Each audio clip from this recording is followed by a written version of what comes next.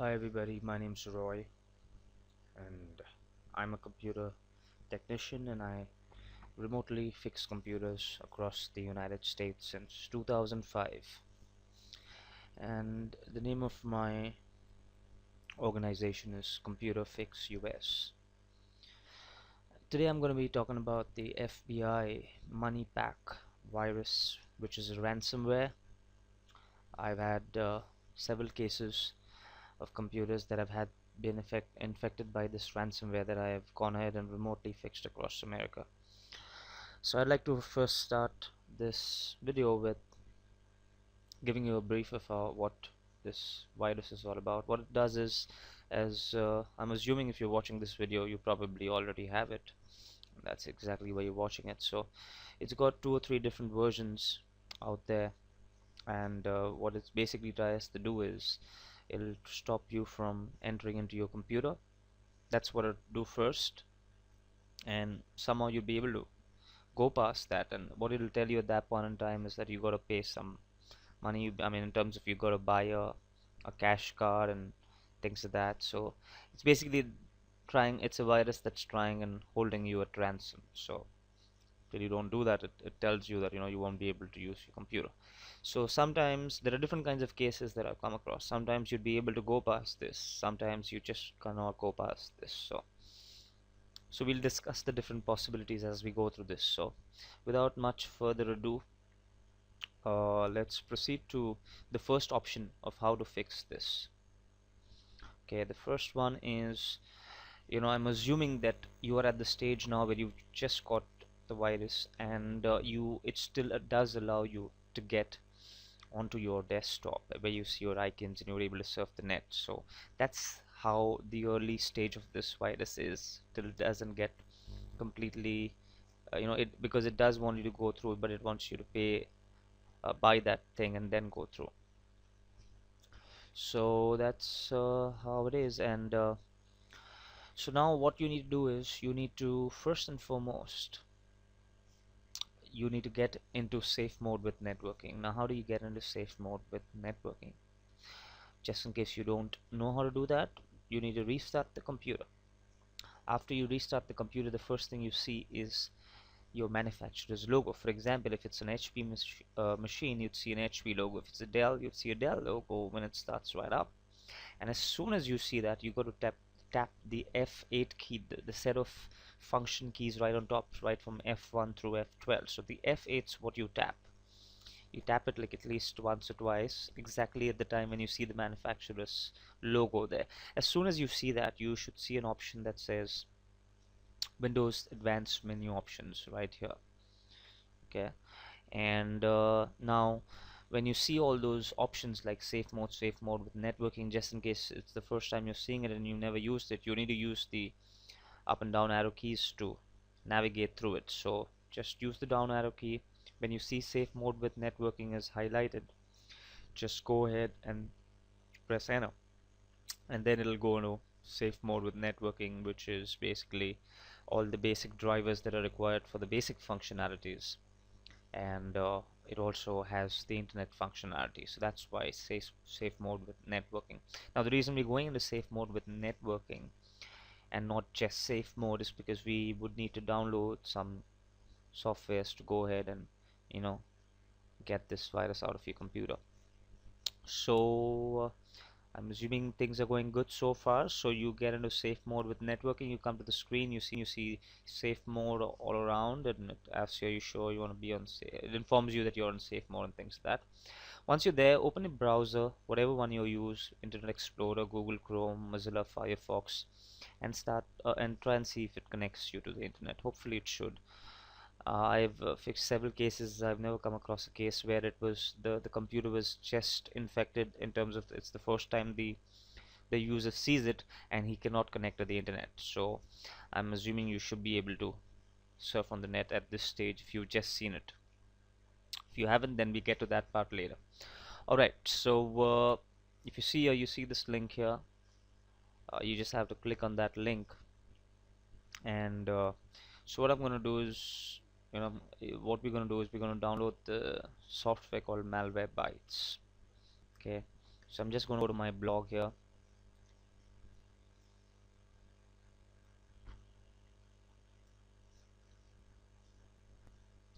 and you're going to go to the link where you can download Malwarebytes from.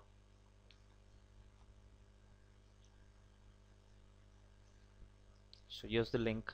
You click on the link. The link will take you here to Malwarebytes. You'd see this free download now. You click on that free download now. And after you click on that, it should take you here to this page. Thank you for your download. And since I'm using Google Chrome, it comes down here and asks me whether I need to keep or discard. I already have it, so I'm not going to click on either keep or discard. But if you're on Chrome and you need to select on keep, okay, that'll download the installation files. If you're on Internet Explorer, it'll give you another option. But bottom line is we want to download that file and install it and run it. So once it's downloaded and you have it on your computer, you have to run it, and after you run it, then it's gonna go ahead and open up just like this here. Okay, just opening it up here now because I've already downloaded it and installed it. So once I do that, Malwarebytes should come up. It'll ask you if you want to update it, so say yes. Then what you'd select on is you'd select on this option called perform full scan. Then you click on scan. Okay, then it'll ask you all the drives you want to select. Automatically it'll select all the hard drives and hard drive partitions in it, and then you click on scan. That's what you do. Okay, what I'm doing here is because I don't have the virus, so I don't really need to do that, but that's what I mean. Till the part of the scan is what you do, and then you'd wait for the scan to get over, and then I'll tell you what you need to do after the scan gets over, because it's gonna take some time. I'll show you exactly what you have to be doing. Once the scan gets over, you come to a point where you will see objects detected. Okay, so I'll get to that once it shows that up here. Okay, so let's say the scan's running there in the background, and trying to look out for that virus. So the next thing you're going to do is, whilst it's running scan, is you'll go ahead and you'll run the Windows Defender scan twice. Okay, so how do you get to Windows Defender? Click on start, type Windows Defender, and Windows Defender should be right up there. You click on Windows Defender, and then you see the scan option right there on top. You click on scan, and then wait for it to go ahead and do the scan. Yeah, so you see a scan in here. So the scan's going on here, the Malwarebytes scan's going on there. So you wait for those scans to get over. In the meanwhile, there's something else called System File Checker Tool. Okay, I'll tell you how that works. You click on start, you type CMD here, CMD comes on top, you right click on it, click on run it as administrator, say yes, and that comes up there. Then you type SFC scan now. The full form of SFC is System File Checker. Okay, so it's an utility in Windows, inbuilt utility. You click scan now. What this command will do is it will go ahead and check the integrity of your operating system files. So and the reason we're doing all this, I'm going to explain right now. Now the reason we're running the Malwarebytes scan is because Malwarebytes has been there for like years now.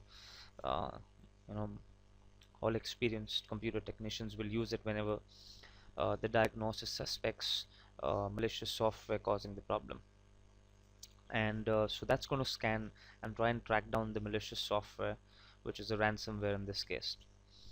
And so that's going to take care of that. Windows Defender is going to take care, or is going to be like the second in command there. It's also going to go ahead and check for any infections, which will find out. It'll find out and track down the FBI virus infection.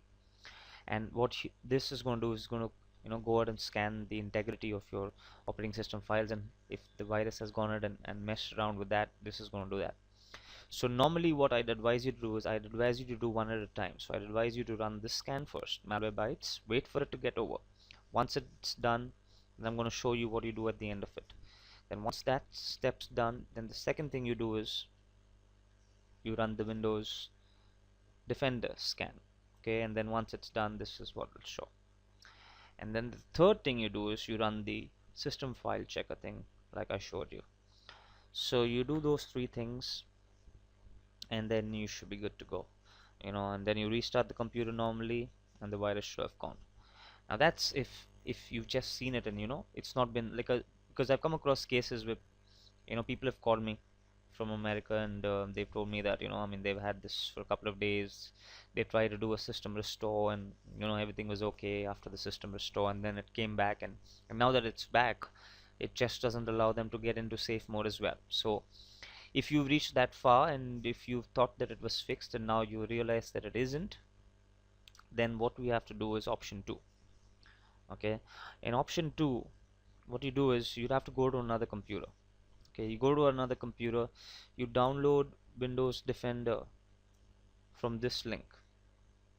Okay, this is the link where you'd go to download Windows Defender, and then you select if your computer is a 32-bit or 64-bit. Just in case you don't know how to figure that out, right click on your computer, go to properties, and you see that right there, system type 32-bit. So if you see 32-bit there, you download this. If you see the 64-bit down there, download this. After you download it, you go ahead and you run it.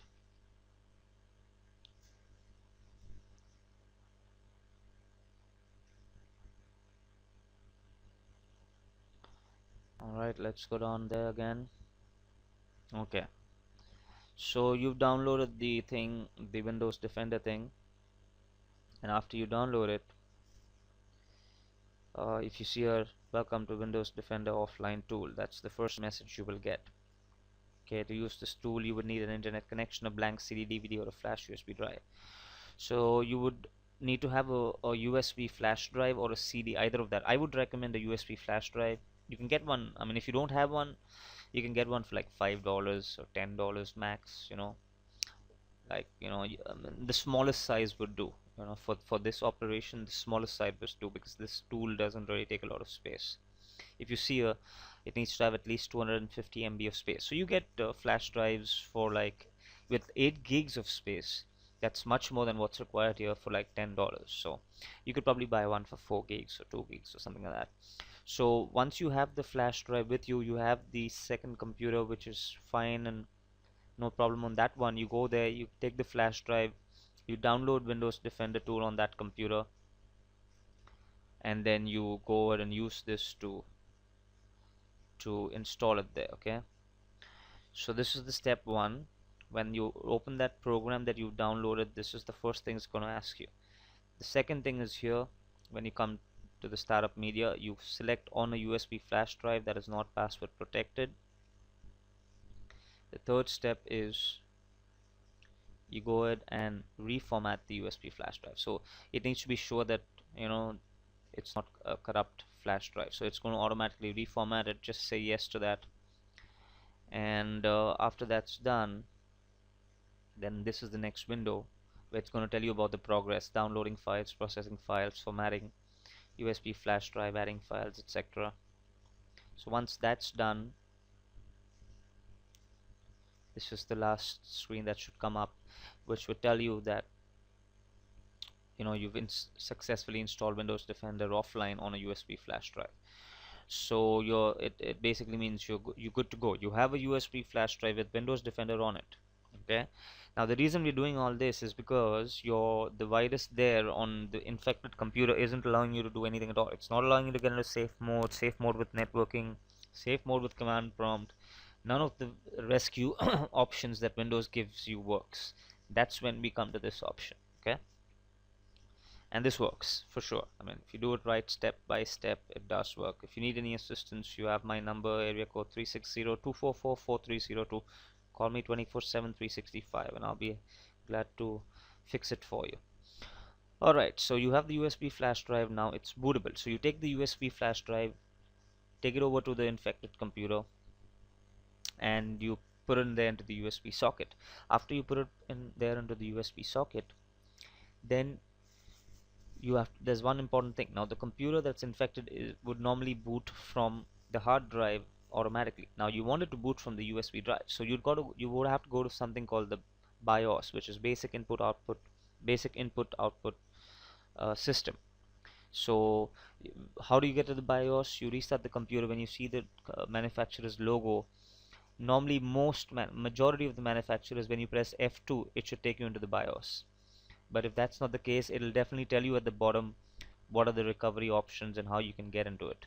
So normally when you press F2, it should take in the BIOS. Once you enter inside the BIOS, now there are several different kinds of BIOSes used. So once you get to your BIOS, there's a place there that should say, boot order or boot order menu. Basically, it means that's the place where you can change the way the computer boots up. So as of now, the computer is booting up from the hard drive, but that's not working for you. You want it to boot from the USB drive so you can fix the problem, and then it can get back. Once the problem is fixed, then it can get back to booting from the hard drive. So we need to go to the BIOS, change the boot menu options and the boot order. We need to take the USB drive to the number one level. So to do that, you'll have to just look out for where the boot menu options are on the BIOS. After you press F2 at the manufacturer's logo, go to the BIOS. From the BIOS, look out for boot menu options. Go into that with the arrow keys. You play around with the arrow keys and the instructions down there in your BIOS, okay? And then you get onto the place where all those boot menu options are listed. So you'd see a hard drive, you'd see a CD drive, you'd see a USB flash drive and things like that. So use the arrow keys to take the USB flash drive to the number one point. Or there are other ways to do it as well. Some places use F5, F6 to move up and down. So the instructions will be down there in your BIOS, how you can change it up and down. So once you see that your USB flash drive is right on top, normally F10 is the way to save and exit. So if you press F10, you see USB is right up, press F10, and then it should say, are you sure you want to save and exit? Say, click on yes, and then that should change it, and the computer will restart. Now your USB is in there, in the infected computer's USB port, flash drive port, and the computer restarts and it boots from the USB flash drive. Once it boots from there, then the Windows Defender thing will boot out of there, and it'll ask you if you want to run a scan. You can run the scan, and that should take care of the the FBI virus and get rid of it. I would recommend you should run that Windows Defender scan twice, okay, just to take care of any issues. So yeah, so that's that. You do that, and once you've done that, you've run that scan and it's detected the virus. You run it twice just to be double sure, and then you can go ahead and you'll have to go back into the BIOS by pressing F2, because this time around, once it's fixed, you want to go ahead and take care, or you ensure that your computer boots from the hard drive. So you go back, press F2, get into the BIOS, change the boot menu options, have the hard drive come to the first option, and then restart the computer. Then it should automatically get back into Windows and your viruses got rid of. So that's how it's done. And to see how the malware thing is taken care of, I'm just gonna show you right now here.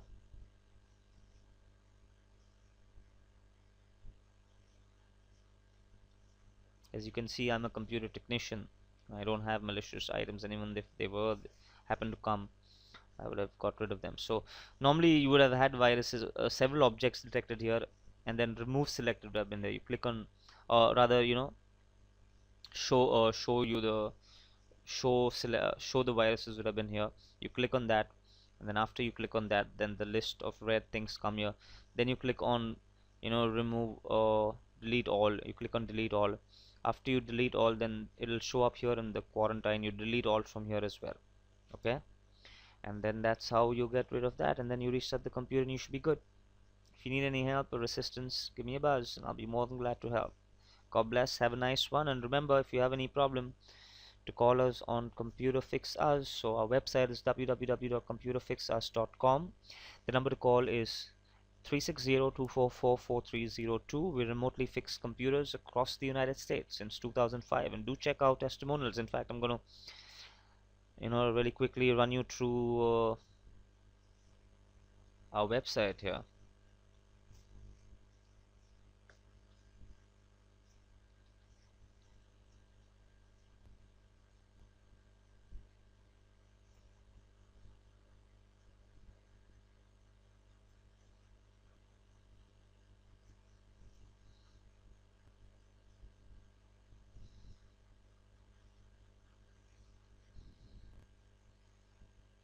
So this is our website, ComputerFixUS, computer repair services.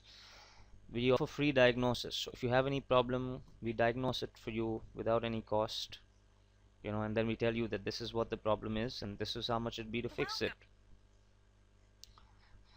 And Welcome. this is the number you can get me at, 360-244-4302. This is the link to our Facebook page, our Twitter page, and our Google page. This is our blogger feeds. And these are our testimonials, just a small list of selected happy customers that we decided to put up there all across the United States. So if you ever need me, give me a call and I'll be more than glad to fix your computer for you. We also offer an annual maintenance contract for just $250, which includes any software that you might require and a host of other free softwares for you. And it's a nice feeling to know that you have an experienced, skilled, and certified computer technician that you can call at any time, and they'll fix your computer issues and also answer any doubts, so that you don't waste a lot of time and money to try and because it people are really dependent on a computer today. It can lead to frustration and a lot of different other things. So give us a buzz anytime and I'll be more than glad to help. God bless. Have a happy new year 2013.